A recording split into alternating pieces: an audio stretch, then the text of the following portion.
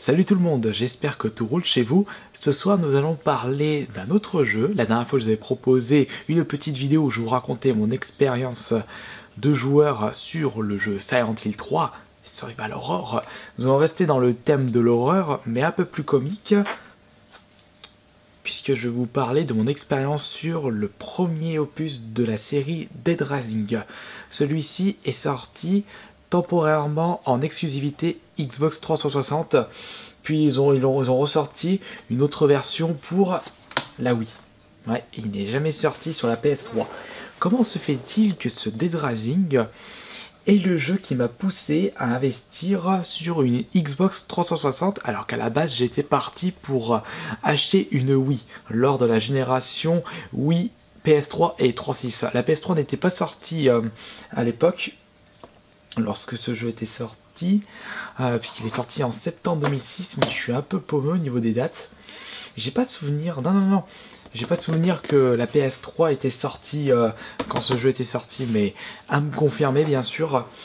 Alors, tout d'abord, c'est lorsque j'avais vu la bande-annonce de ce jeu lors je pense que j'avais revu ça dans des compilation de vidéos de bande-annonce de l'E3 2005 ou 2006, lorsque j'ai vu direct notre cher héros Frank West en essayant de tondre un maximum de zombies ou avec la boule de bowling ou carrément avec un chariot de supermarché.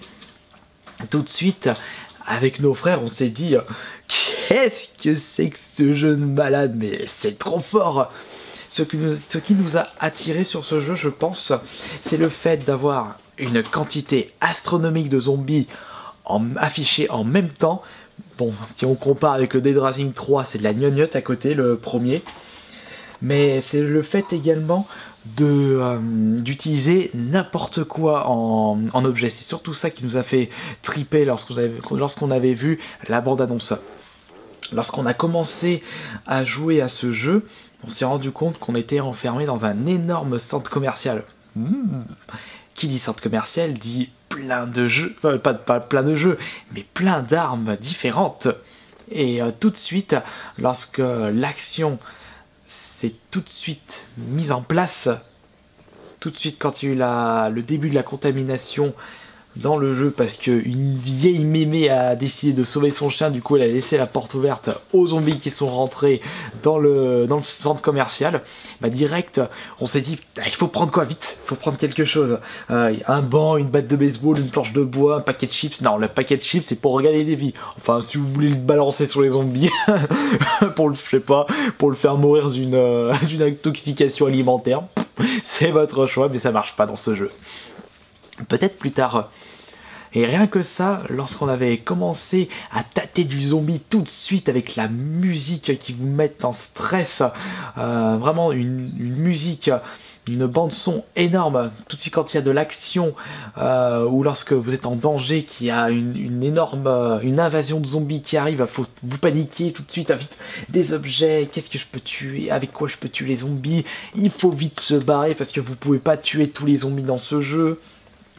Et tout de suite, vous vous rendez compte qu'il faut essayer de sauver le maximum de survivants possible. Le problème sur ce premier opus, eh bien les survivants sont vraiment très cons dans leur tête, où ils ont du mal à vous suivre. Et c'est un petit peu le problème de ce premier opus.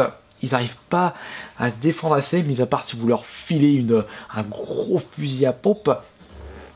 Puisque l'avantage qu'il y a dans ce jeu, c'est que vous pouvez utiliser tout et n'importe quoi. Et vous avez des armes de corps à corps et également des armes à feu. Sauf que le problème des armes à feu, bah, vous avez qu'un seul chargeur. Donc fallait vraiment être overbooké d'armes pour éviter d'être en panne sèche de balles. Mais le mieux, je trouve, c'était la bonne vieille batte de baseball, où carrément les armes des psychopathes sont assez résistantes et font pas mal de dégâts. Et justement, nous allons en venir à ces fameux boss, les psychopathes du jeu. Franchement, moi, ça m'a marqué lors de mon expérience sur ce Dead Rising 1, voire même sur tous les Dead Rising. C'est vraiment un des points forts de ce jeu. Les boss sont carrément des humains qui ont péter des plombs, ils savent plus quoi faire, ils se sentent surpuissants, ils se disent non, je vais éviter de trop en parler parce que ça risque de vous spoiler et c'est vraiment pas le but de cette vidéo.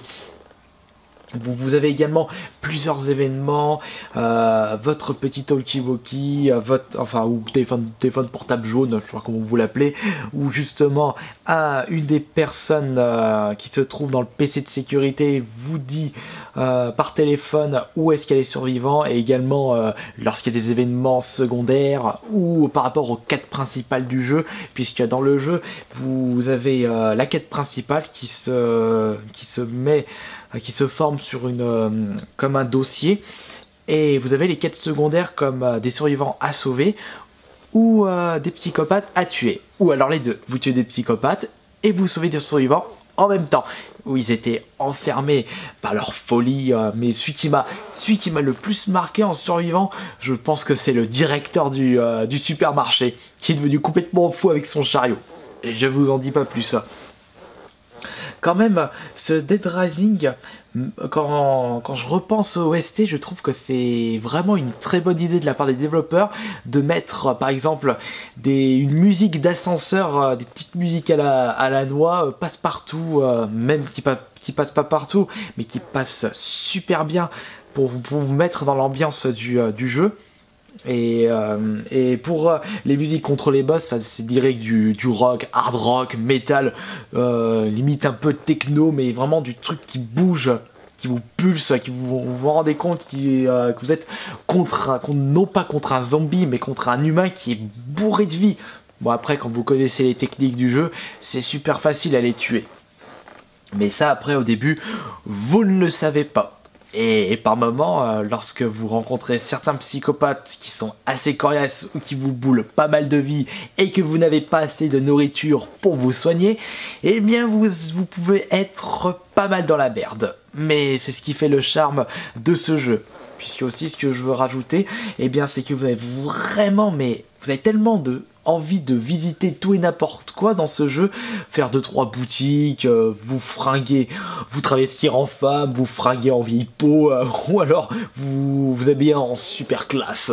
Bon, et bah je trouve que le fait que vous n'avez pas le temps de fouiller tout et n'importe quoi dans ce jeu à cause des quêtes secondaires, des quêtes principales, eh bien c'est un petit peu frustrant, puisque vous vous rendez compte que ce centre commercial, il y a tellement de secrets à découvrir que c'est franchement dommage de passer à côté. Je sais pas ce que vous en pensez, mais j'ai eu cette petite frustration lorsque je commençais à jouer au jeu. Et bien sûr, vous avez dans ce jeu un petit côté RPG, puisque à force de tuer des zombies, des psychopathes, sauver des survivants, ou faire 2-3 petites quêtes comme les photos, ça je vais en revenir après pour les photos, eh bien vous pouvez augmenter le niveau de votre personnage et ainsi le booster en nombre de vies, en nombre d'objets que vous pouvez porter en même temps sur des attaques. Au début il attaque avec le poing, Frank West, et à la fin il fait carrément du karatéka. Un coup le zombie meurt, il se projette. Vous pouvez vous amuser à faire des prises de catch lorsque votre personnage atteint un certain niveau. Je trouve que de ce côté-là, c'est super cool. Après, dans ce jeu, ça aussi, ça peut être très important. Vous pouvez également mixer plusieurs boissons différentes. Vous passez devant un mixeur, ah bah tiens, vous avez 2 bouteilles de lait ou des yaourts, bah vous pouvez vous faire des cocktails pour augmenter votre rapidité. Ce qui est quand même très important dans ce jeu, parce que comme le centre commercial est assez long, ce qui est vraiment tout petit par rapport à la carte de Dead Rising 3, mais bon, dans Dead Rising 3 vous pouvez utiliser beaucoup de fois les véhicules, et bien dans le Dead Rising 1, comme vous avez vraiment pas le temps de pouvoir sauver tout le monde ou d'essayer de faire toutes les quêtes qui s'affichent, qui s'affolent, le gars qui est au PC Sécu il arrête pas de vous appeler, ouais il y a quelqu'un il faut sauver, ah l'autre j'ai vu quelqu'un qui a été à la lumière, ou là il y a quelqu'un qui est en train de menacer 2 femmes avec son cocktail Molotov. Là forcément vous dites un cocktail de rapidité, ne serait pas plus mal. Et c'est pour ça que dans ce jeu, vous avez, il est très important de tout de suite se fixer des objectifs et surtout des stratégies. C'est pour ça que lors de la première partie, eh bien forcément, je pense que vous êtes à la grande majorité à avoir recommencé avant de pouvoir terminer votre toute première partie, puisque vous vous rendez compte que vous avez loupé plein de trucs, mais que lorsque vous recommencez une partie, eh bien votre personnage reste au même niveau. Par exemple, vous commencez au niveau 1, vous étiez au niveau 9, vous vous rendez compte que vous avez complètement foiré certains objectifs, vous recommencez, mais au niveau 9. Et forcément, ça motive à recommencer et essayer de ne pas refaire les mêmes erreurs, mais en ayant boosté votre personnage, mais pas pour des prunes. Ils ont eu franchement une très bonne idée, les développeurs, d'avoir mis ça en place. Après... j'en étais... Ah oui, par rapport à l'appareil photo, puisque Frank West est un reporter et vous pouvez photographier tout et n'importe quoi. Des situations gore, des situations comiques, sexuelles, des situations... banal ou carrément comment on appelle ça, voilà, dramatique, quand des survivants sont prêts à se faire bouffer, là c'est très dramatique, et ceci vous permettent d'augmenter vos points d'expérience si vous prenez de très bonnes photos.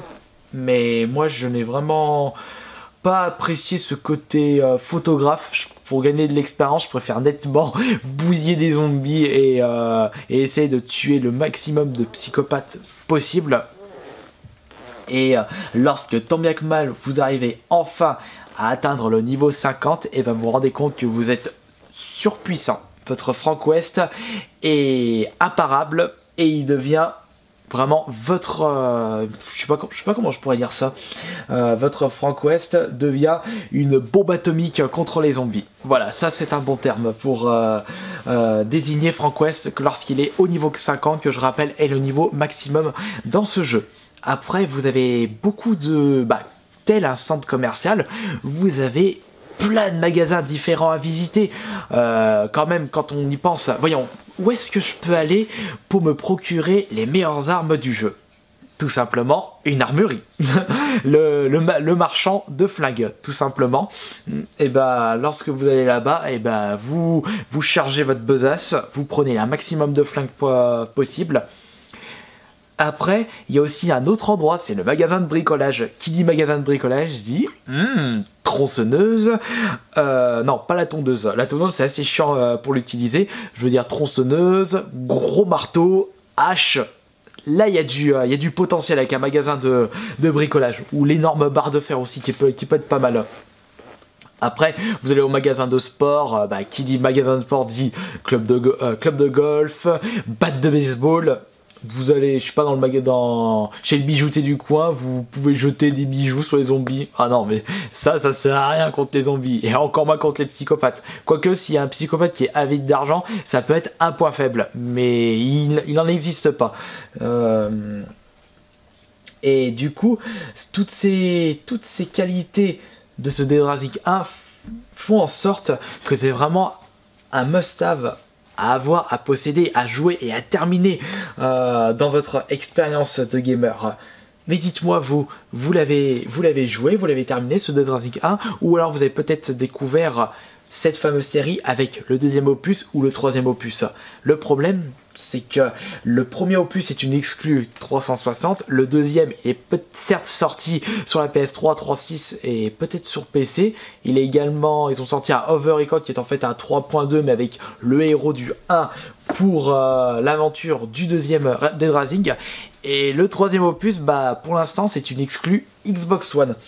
Mais ce qui est marrant avec cette série, c'est que le premier m'a poussé à investir dans une 3.6 et le troisième m'a poussé à investir dans une Xbox One avec Killer Instinct.